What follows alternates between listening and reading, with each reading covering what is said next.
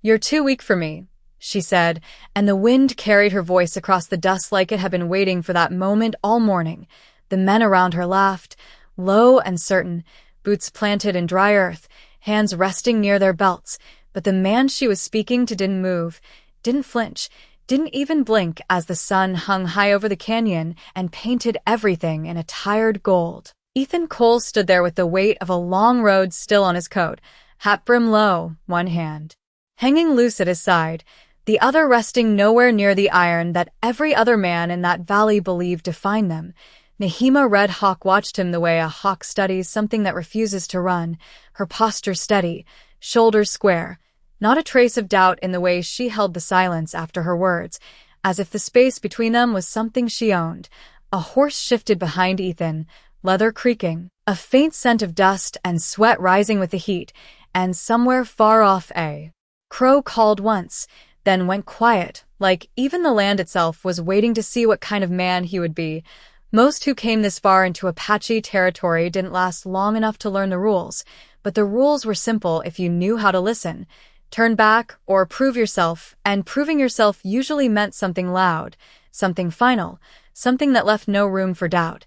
Ethan had seen that kind of proof before, seen it take men apart from the inside long before it ever touched their skin, and he had buried enough of them to know it wasn't strength that kept them standing. Nahima took a single step closer, boots pressing into the dirt with a quiet certainty, her shadow stretching toward him, and still he didn't reach for his gun. Not when the laughter around them grew sharper, not when one of the men leaned in to whisper something that didn't carry but didn't need to. She tilted her head slightly, studying him now, not with anger, not even with challenge, but with something more precise, like she was measuring a distance no one else could see. "You heard me," she said again, softer this time, and somehow that made it heavier, made it settle into the space between them like something that wouldn't move on its own. Ethan finally lifted his eyes just enough to meet hers, calm, steady, not defiant, not afraid, just present in a way that didn't ask permission, and for a moment the wind dropped entirely, leaving only the faint creak of saddle leather and the slow breath of horses standing still. He could have answered with words, could have answered with action, could have given them what they expected and ended the question right there in the dust, but instead he did something that made the laughter falter, just for a second, something so small it almost went unnoticed. He let his hand fall away from his belt completely, fingers open, empty, as if the choice had already been made long before he ever rode into that canyon.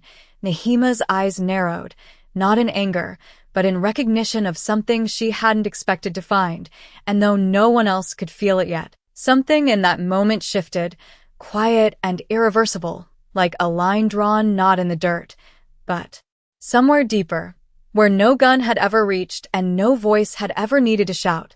The laughter did not return the way it had before. It came back thinner, uncertain, like something that had lost its footing without anyone quite knowing why, and the men who had been so sure of the moment now shifted their weight in the dust, as if the ground beneath them had changed without warning. Nahima did not move again, but her eyes stayed locked on Ethan, sharper now, studying not what he might do, but what he had chosen not to do, and that difference settled heavier than any drawn weapon ever could. A dry wind slid through the canyon, carrying the scent of sage and sun-baked earth, brushing against Ethan's coat as if testing him the same way she was, and he stood in it without resistance, the kind of stillness that did not come from hesitation but from something older, something learned in places far quieter than this. "You came a long way to stand here with empty hands," she said after a moment, her voice lower, stripped of the edge that had first cut through the air, and though the words might have sounded like mockery to anyone else, there was something else beneath them now. Something. Measuring, Ethan let out a slow breath, the kind a man takes when he has already counted the miles behind him and decided they were worth it, and when he spoke, his voice carried none of the tension the others expected, only a steady calm that did not ask to be understood. "I came to pass through, nothing more," and he nodded once toward the narrow stretch of canyon behind her, where the path curved out of sight and into land no one here would enter without reason. One of the men behind Nahima let out a short laugh, louder than it needed to be, as if trying to fill the space that had gone quiet. "No one passes without proving something," he said, but the words fell flat, because even he did not seem certain what that proof was supposed to look like anymore. Nahima did not look back at him, did not acknowledge the interruption, her attention never leaving Ethan, and that alone was enough to silence the rest. She stepped to the side just enough for the light to catch the small leather pouch hanging at Ethan's saddle, worn, simple, tied with a cord that had seen better years, and her gaze dropped to it for a fraction of a second before returning to his face. "What are you carrying through land that does not belong to you?" she asked, and this time the question did not sound like a challenge. It sounded like something closer to a key. Ethan followed her glance without thinking, his eyes settling on the pouch as if he had almost forgotten it was there, and his hand lifted, not in defense, but in quiet acknowledgement as he untied it from the saddle and held it loosely at his side, the leather creasing softly in his grip. "Medicine," he said simply. "There are children past the ridge, 3 miles east. They will not last the week without it." And he did not dress the words in urgency or demand. He let them sit as they were, plain and unforced, like truth that did not need to be argued. The wind moved again, stirring the dust between them, and somewhere behind Nahima, a child shifted closer to one of the horses, small, silent, watching with wide eyes that did not carry the same judgment as the men, and Ethan's gaze flickered therefore. The briefest moment before returning to her, Nahima caught that glance, caught the direction of it, and something in her expression tightened, not in anger, but in recognition of a detail most would have missed, and for the first time since he had ridden into the canyon, she seemed to hesitate, not in her stance, not in her authority, but in the certainty of the outcome she had expected. "Men have said many things to stand where you stand," she said slowly, her voice quieter now. "They have offered reasons, promises, bargains." She let the words hang for a breath, then added, almost as if testing the weight of it, "None of them chose silence when it mattered," and the space between them shifted again, deeper this time, as if the canyon itself had leaned in to listen. Ethan did not respond right away, and that delay was not hesitation. It was restraint, the kind that comes from knowing that words, once given, cannot be taken back, and when he finally spoke, it was not to argue, not to persuade, but simply to stand where he already was. "I am not here to prove anything," he said, and the way he said it made it clear that he had already decided what kind of man he would be, long before anyone asked him to show it. The canyon did not rush to fill the silence after his words. It held it, stretched it thin between them like a wire pulled tight, and the men who had gathered there began to feel it pressing against them in ways they could not explain. One shifted his stance. Another cleared his throat, but no one stepped forward, because something in the air had changed and no one wanted to be the first to misread it. Nahima's gaze did not soften, but it deepened, as if she had stopped looking at the surface of the man before her and started searching for something beneath it, something that did not reveal itself easily. She moved again, not toward him this time, but in a slow circle that kept her within 10 feet, her boots leaving quiet marks in the dust as she studied him from a different angle, watching how he stood, how he breathed, how his eyes followed without turning his head too quickly. Most men filled silence with movement, with noise, with something to prove they were not afraid of it. But Ethan did none of that. He let the quiet settle, let it sit on his shoulders like the sun that had already begun to press down harder as the morning edged toward noon.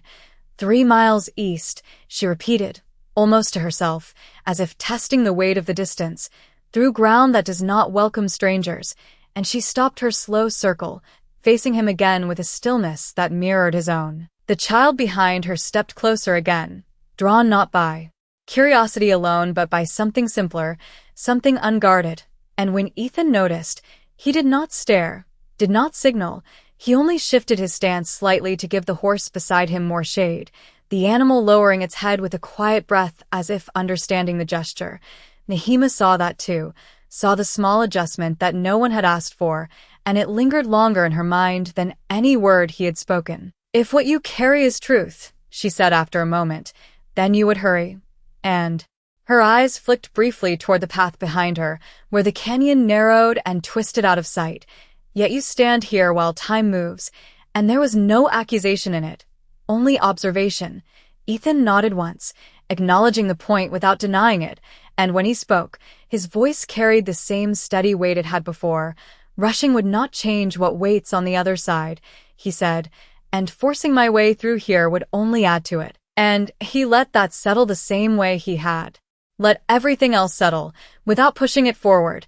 A faint murmur passed through the men again, quieter now, less certain, because this was not the language they expected to hear in a place like this, not the kind that led to easy conclusions. Nahima's eyes narrowed just slightly, not in suspicion, but in thought, and for the first time there was a trace of something unspoken moving beneath her composure, something that had not been part of the test she thought she was giving. You speak. As if the outcome is not yours to control, she said, and there was a subtle shift in her tone, a curiosity that had not been there before. Ethan's gaze held hers, steady, unflinching, but not challenging. It is not, he answered simply, not all of it, and he let the words rest there unadorned, without explanation, as if he trusted them to stand on their own. The wind rose again, brushing through the canyon walls with a low sound that carried with it the scent of distant water, and for a brief moment the space between them felt less like a standoff and more like a crossing, something neither of them had fully named yet. Nahima's attention dropped once more to the pouch in his hand, then lifted back to his face, and when she spoke again, her voice had lost the last edge of challenge, replaced by something quieter, something more deliberate. There are men who would take that path by force, she said, and call it strength. She paused, just long enough for the meaning to settle, and there are men who wait, and her eyes searched his, not for weakness, but for the reason behind the choice he had made. Ethan did not answer right away, and in that silence there was no tension left to prove, only a quiet understanding beginning to take shape, slow as the shifting light across the canyon floor. The sun climbed higher without asking permission, pressing its weight into the canyon walls until even the shadows began to retreat, and still neither of them moved to end what had started. The men behind Nahima had gone quiet in a different way now, not waiting for a show, but waiting for something they could not name, something that had slipped out of there. Understanding the moment the usual rules failed to apply, Nahima took a slow breath, the kind that settled deep, and for the first time since Ethan had ridden into her path, her posture shifted just slightly, not weaker, not yielding, but adjusting, as if the ground she stood on had revealed a second layer beneath it. Her eyes moved once more to the pouch in his hand, then beyond it, tracing the line of his saddle, the worn edges of his coat, the dust that had settled into every seam, and what? She saw there was not a man prepared for a single moment, but one who had carried many of them without leaving a mark behind. You say you are not here to prove anything, she said quietly, her voice no longer cutting, but steady, deliberate. Yet you stand where proving is the only language most men understand. And she let the words hang, not as a challenge, but as a truth she had lived long enough to trust. Ethan shifted his weight just enough to ease the strain in his boots, a small movement that carried no urgency, no signal of retreat or advance, only the quiet acknowledgement of time passing through his body the same way it passed through the land. And when he answered, his voice remained low, grounded. Then maybe it is time that language changes. And he did not raise his tone, did not push the idea forward. He simply placed it there between them like something that could be accepted or left behind. A faint breeze moved through again, stirring the edges of Nahima's hair, carrying with it the distant sound of water moving somewhere unseen, and for a brief moment, her gaze softened in a way so slight that no one else would have noticed. But Ethan did, not because he searched for it, but because he was not looking away. The child behind her stepped closer once more, no longer hiding behind the others, drawn by a quiet curiosity that had not been silenced by fear, and this time Ethan reached slowly into his saddlebag, his movement measured, visible, offering no reason for alarm, and when his hand emerged, it held a small canteen, worn metal catching the light just enough to glint. He did not step forward, did not cross the space that had been drawn between them. He simply extended his arm slightly and set the canteen down in the dust halfway between himself and Nahima, then stepped back to where he'd been, hands open again, empty. No one spoke, not the men, not the wind, not even the horses, and the silence that followed carried a different weight now, not tension, not expectation, but something closer to recognition. Nahima's eyes dropped to the canteen, then lifted again to Ethan, searching for the reason behind the gesture, the intention that had not been spoken, and what she found there was not strategy, not manipulation, but something far simpler, something that did not ask for permission to exist. "You give without knowing what stands before you," she said, and there was no judgment in it, only a quiet observation that carried more weight than any accusation could have. Ethan shook his head once, slow, certain. "I know enough," he replied, and the way he said it made it clear that what he knew had nothing to do with names or sides or lines drawn in the dirt. Nahima looked at the canteen again, then at the child who had now stepped within a few feet of it, and for a moment, something unseen passed between them, something older than the canyon itself, and when she finally spoke again, her voice had changed in a way no one else present could fully understand. "You stand here without a weapon in your hand," she said softly, "but you carry something heavier." And though the words were simple, they settled into the space between them like a truth that could not be easily turned aside. The canteen sat in the dust like something forgotten by time, its metal surface warming under the sun, yet no one moved to claim it. Not at first, because the space between gesture and response had become something sacred, something that demanded care. The child looked up at Nahima, small hand hovering uncertainly in the air, waiting not for permission spoken aloud, but for something quieter, something carried in the way she held herself. Nahima did not nod, did not speak, but her gaze shifted just enough, a single breath of movement, and it was enough. The child stepped forward, boots barely stirring the dust, and reached down to take the canteen with both hands, lifting it carefully as if it carried more than water, as if it carried meaning. Ethan watched without moving, his expression unchanged, not expectant, not relieved, only steady, as though this moment had never been his to control in the first place. The child drank slowly, then lowered the canteen, turning it in small hands before stepping back again, not toward Ethan, but toward Nahima, offering it to her without words. Nahima looked at the canteen for a long moment. Before taking it, her fingers brushing the worn metal, tracing the dents and marks left by years of use, and something in her posture shifted again, not visible to the others, but present in the way her shoulders settled, in the way her breath came slower. She did not drink, not yet. She held it instead, weighing it in her hand as though measuring something unseen. "Men who come here," she said quietly, her voice no longer meant for the crowd behind her, but for the man standing before her. "They take what they need, and they leave the rest behind." She paused, her thumb pressing lightly against the edge of the canteen.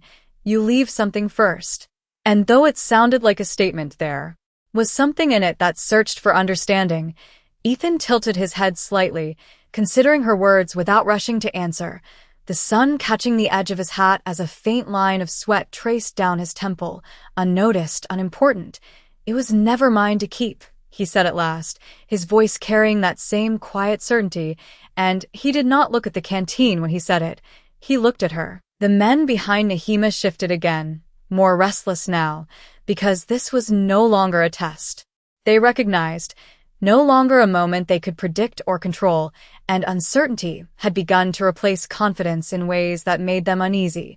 One of them stepped forward half a pace, then stopped, as if remembering too late that this was not his place to act. Nahima noticed the movement without turning, her attention still anchored to Ethan, but the tension behind her did not go unseen.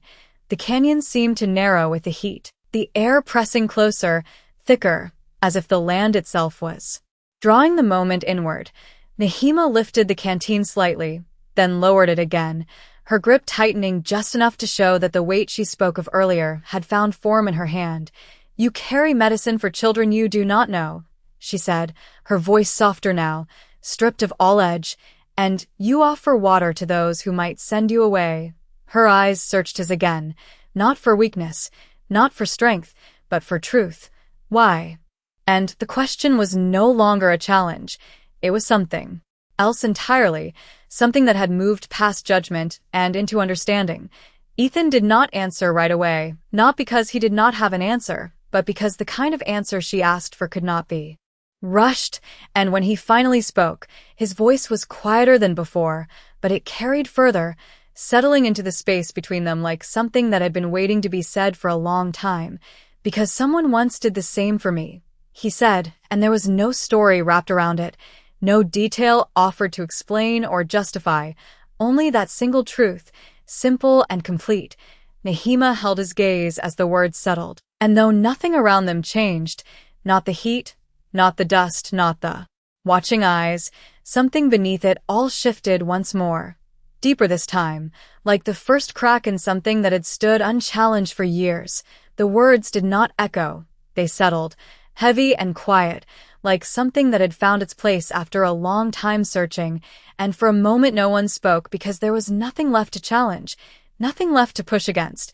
Nehima's fingers tightened slightly around the canteen, not from tension, but from the weight of what she had just heard, a weight that had nothing to do with metal or water, and everything to do with something carried across years she could not see. Her eyes did not leave Ethan, but they changed, not softer, not weaker, just clearer, as if something that had once been certain had begun to loosen its hold. Behind her, the men shifted again, more restless now, because silence no longer served them, and one of them finally stepped forward with a forced confidence that did not match the moment, boots pressing harder into the dirt than needed. "Enough of this," he said, his voice cutting through the quiet but failing to own it. "He stands here like he belongs, but he does not." And though the words were meant for Nehima, his eyes flicked toward Ethan, searching for a reaction he could use. Ethan did not give him one, not even a glance, his focus remaining where it had been all along, steady, unbroken. And that absence of response only made the man hesitate, just for a second, before pushing on. If he passes without proving himself, then what stops others from doing the same? And now there was something else in his voice, not authority, but fear of losing something he had always understood. Nehima did not turn right away, did not answer him, and the delay stretched just long enough to shift the balance again, because this was no longer about what the others expected. It was about something she alone would decide. She lowered the canteen slowly, letting it hang at her side, and when she finally spoke, her voice carried a calm that did not ask for agreement. "You speak of stopping others," she said, her gaze still on Ethan, "but you do not ask what should be allowed," and there was no anger in it, only a quiet correction that settled deeper than any raised voice could have. The man opened his mouth as if to answer, then closed it again, uncertain, because the ground beneath his certainty had already begun to shift. The canyon held the moment again, the heat pressing down, the air thick with something unspoken, and Nehima took a single step forward, closing the distance between herself and Ethan to less than 6 feet. Close enough now that the details could not be ignored, the lines on his face, the dust in the seams of his coat, the calm in his eyes that had not wavered since the beginning. She studied him there, not as an opponent, not as a stranger, but as something else entirely, something that did not fit the pattern she had known. "The one who gave to you," she said quietly, her voice lowered so that it no longer belonged to the others behind her. "Were they like me?" And the question was not simple, not just about a person, but about a line that had divided people for longer than either of them had lived. Ethan did not hesitate this time, the answer coming with the same quiet certainty that had carried him this far. "Yes," he said, and that single word held more than explanation ever could. Nehima held his gaze for a long moment after that, and something in her expression shifted again, not visible to those behind her, but real in the way her shoulders eased, in the way her breath slowed, as if a piece of something she had carried, without question, had just been set down. She turned then, finally, facing the men behind her, and though she did not raise her voice, the space responded to her all the same, the quiet bending toward her in a way that needed no force. "Not all strength is shown by taking," she said, and the words moved through the group like a low wind, "and not all who pass bring harm," and there was no argument in her tone, only decision. The men did not answer, Not because they agreed, but because something in the moment had moved beyond them, and for the first time since Ethan had arrived. It was clear that the outcome would not be decided by what anyone expected, but by what had already been revealed in silence. The canyon did not erupt into reaction after her words. It absorbed them, slowly, the way dry earth takes in the first drop of rain, and the men who had once stood certain of their place now found themselves standing inside a moment that no longer belonged to them. The one who had spoken before shifted again, his jaw tightening, but this time he did not step forward. Because something in Nahima's tone had drawn a line that cannot be crossed without consequence he did not fully understand. Nahima turned back toward Ethan, and the movement was not sharp, not dramatic. It was quiet, deliberate, as if she had already made her decision and was now only letting the world catch up to it. The canteen in her hand caught the sunlight once more, a dull glint that seemed to carry more meaning now than when it had first been set down, and she lifted it slightly, then held it out toward him, not as a return, but as something else, something closer to acknowledgement. Ethan stepped forward just enough to take it, his fingers brushing against the worn metal, and for a brief second their hands shared the same space, not touching, not lingering, but close enough that the distance between them felt different than it had before. He secured the canteen back to his saddle without hurry, without looking away from her, and when he stepped back, it was not retreat, it was respect, a quiet understanding of the space she held. The wind shifted again, cooler this time, carrying with it the faint scent of water and distant shade, and the canyon seemed to open just a little, as if the land itself had eased. Nahima studied him one last time, not searching now, but confirming, as if the question she had been asking since he arrived had finally found its answer in the things he had not done. "There are many who come with reasons," she said, her voice low, steady, "and many who believe those reasons make them right." She paused, letting the weight of that truth settle into the dust between them. "But reasons do not decide what kind of man stands in front of me," and her eyes held his with a clarity that left no room for doubt. Ethan did not respond with words, because there was nothing left to explain, and sometimes silence was the only answer that did not take more than it gave. Nahima stepped aside then, not with force, not with reluctance, but with a quiet certainty that carried more authority than any command, her body turning just enough to reveal the narrow path behind her, the one that twisted through stone and shadow toward whatever waited 3 miles beyond. The men behind her did not speak, did not question, because the decision had already been made in a way they could not undo, and even the one who had challenged before lowered his gaze, not in defeat, but in recognition that something larger than him had just passed through his understanding. The child stood still, watching, small hands now empty, eyes following Ethan as if memorizing something that might matter later, something that did not need to be named to be remembered. Ethan placed his foot in the stirrup and mounted his horse with the same steady ease he had carried through every moment before, the leather creaking softly under his weight, and he did not rush, did not look back at the men, his attention returning once more to Nahima, just long enough to meet her eyes. There was no nod, no smile, no spoken thanks, only a brief moment of stillness that carried more respect than any word could hold, and then he turned the horse toward the path. As he guided the animal forward, the dust rose gently beneath its hooves, the sound soft, unhurried, and the canyon received him without resistance. The space that had once been closed now opening in quiet acceptance. Nahima watched him go, her posture unchanged, but something in her gaze followed him beyond the curve of the path, beyond the place where he would disappear from sight, and in that lingering look there was no doubt left, only the quiet recognition of a strength that had never needed to prove itself at all. The canyon swallowed the sound of hoofbeats slowly, each step fading into the stone like a memory being set aside, and though Ethan Cole had already passed beyond the bend where the light broke into shadow, his presence did not leave with him. It lingered in the dust, in the stillness, in the way no one spoke for longer than they should have. Nahima Red Hawk remained where she stood, her gaze fixed on the empty path as if something unseen still moved along it, something not bound by distance or time, and the wind that followed through the canyon carried no tension now, only the quiet rhythm of land returning to itself. Behind her, the men shifted again, but this time their movement carried no challenge, no impatience, only the slow adjustment of people who had witnessed something they did not yet understand.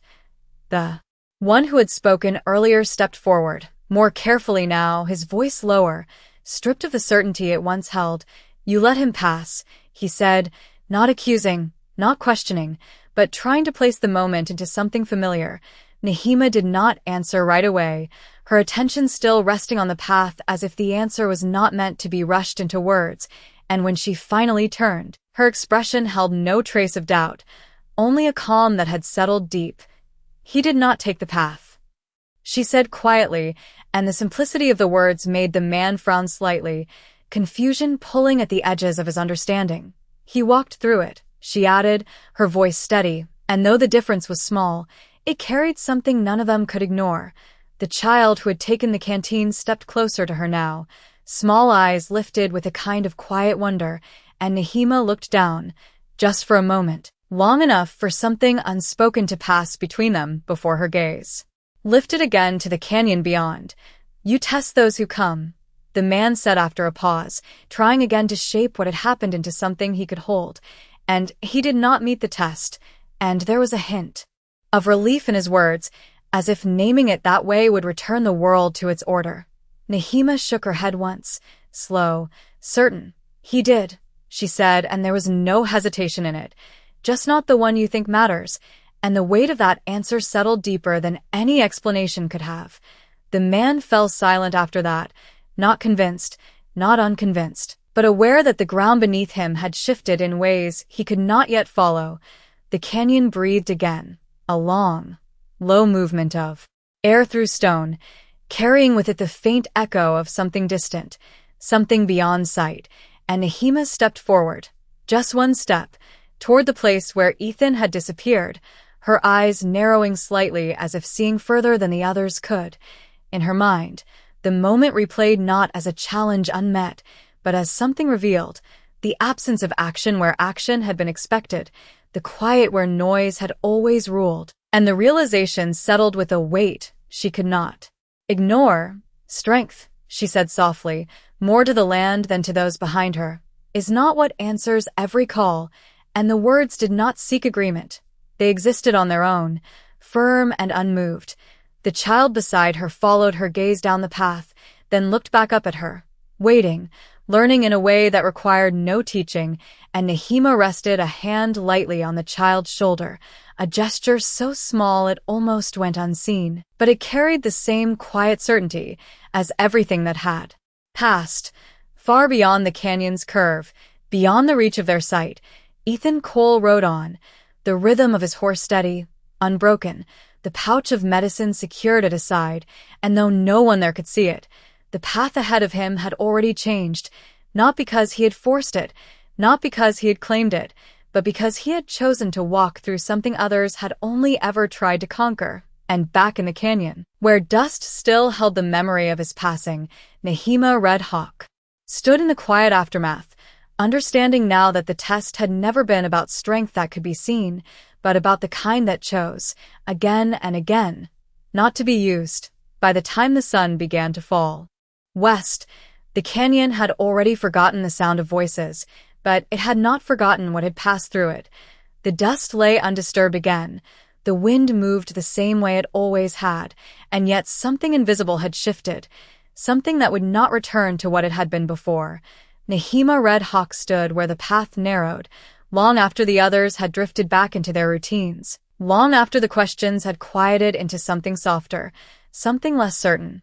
The child who had taken the canteen sat nearby now, tracing lines in the dirt with a small stick, not asking, not speaking, only watching the place where a man had chosen silence over proof. Nehima's eyes followed the horizon where the canyon opened into distance, and though Ethan Cole was long gone, she could still see the shape of his choice, not in what he had done, but in what he had refused to become. The memory of his stillness remained clearer than any act of force she had ever witnessed, and it lingered in her mind with a weight she had not expected to carry. "Not all strength answers," she said quietly, repeating the words not as a lesson, but as something she had come to understand, and the air around her seemed to hold them without needing reply. The child looked up at her then, small eyes steady, as if asking a question without forming it, and Nahima lowered her gaze just enough to meet it. Her expression unchanged, but her presence different, less guarded, less certain in the ways she once had been. She reached down and picked up the canteen that had been returned, turning it once in her hand, feeling the worn edges, the quiet history carried in its surface, and for a moment she imagined the hands that had once offered the same thing to Ethan, somewhere far from here, somewhere that had shaped the man who had stood before her without raising his voice or his weapon. She did not know that place, did not know that person, but she understood the weight of what had been passed. Forward without demand, without expectation, and something in her chest shifted, slow and irreversible.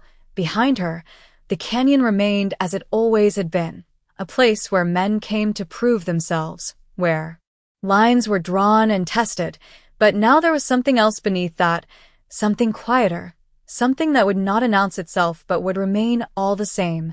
Far beyond the ridge, where the land stretched into open plains, Ethan rode at an even pace, the sound of hooves steady against the dry earth, the small pouch of medicine still secured at his side, untouched, unchanged, and yet carrying more than it had when he first entered the canyon. He did not look back, not because the moment did not matter, but because it had already taken its place in him, settled into the part of a man that does not need to be revisited to be understood.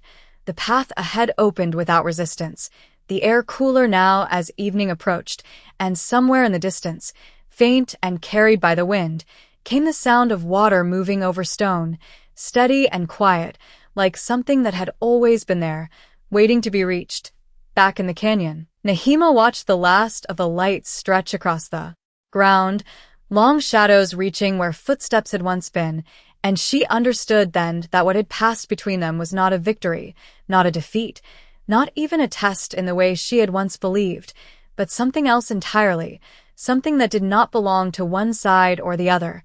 She set the canteen down gently beside the child, not as an object returned, but as something left behind with purpose. And when she turned away from the path, it was not with finality, but with a quiet acceptance of what had changed.